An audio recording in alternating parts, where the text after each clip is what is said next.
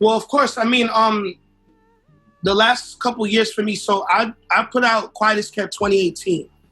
Leading up to that, at the time, I spent probably 2 years prior to that really like investing my time into promoting myself through the club.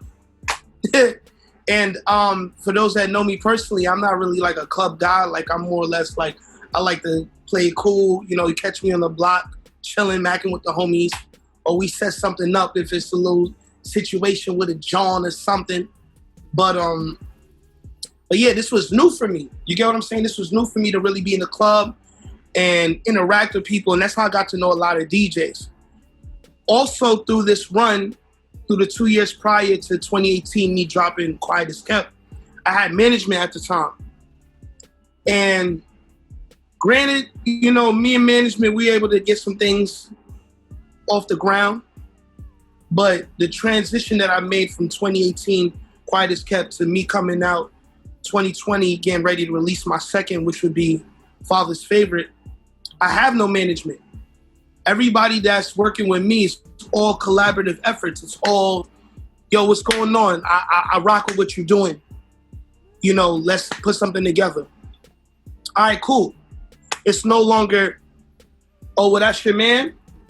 All right, cool, I got you. But, you know, my artists need something too, so can we figure it out? And it feels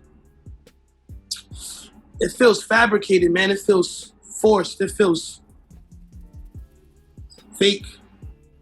You get what I mean? So for me to be where I'm at now and be able to know that everything that I'm doing feels like it's literally off the strength of whatever connection the direct has to me or because of me, I feel amazing. You know?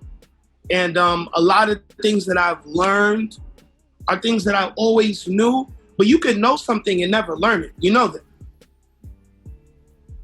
So that's really what it was for me, you know?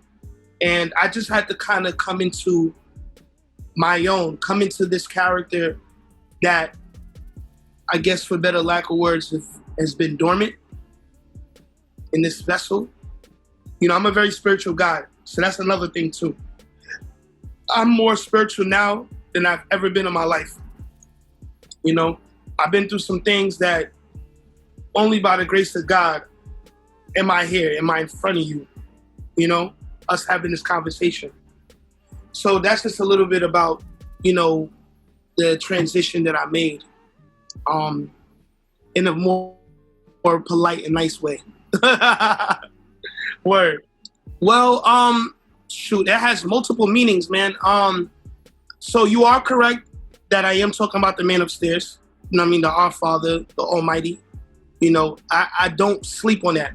You see, it's so funny that how people talk, how they talk in most music today. But when they get an award, what's one of the first things they say? Right, it'll be the most gangsterous guy, the illest thug. He got all his yawns, he got all the chains, whatever it is, whatever he's talking about. We sipping everything. The moment he get an award, though, he want to thank God. So for me, I'm never front about that. I don't cap about that at all. You know, so Father's Favorite is that. But it's also, you know, I'm a father myself. So my son, my little man, Jalen Elijah, you know, he motivates me in a way that I don't think I could have ever came across had I not had him, you know? He's my favorite. But in another twist to that, I'm my dad's favorite, like literally. So it's, you know, so it's just funny how that all ties into each other. So that's all the meanings behind it. That's the energy that I have into this project, you know?